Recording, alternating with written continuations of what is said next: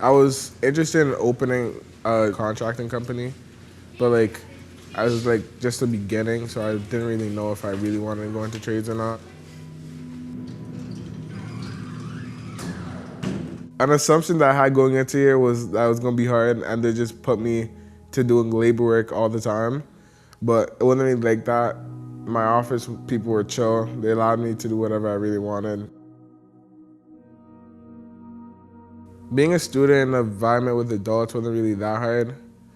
You kind of just have to have the mentality just to go in there, do your work, leave. My favorite trade to be with was the laborers because they were kind of laid back and it was like easy to work with. I kind of just wanted to be with them to learn the basics of construction really. I would say skilled trades will be in my life heavy in the near future because number one, I'm guaranteed going into apprenticeship right after high school.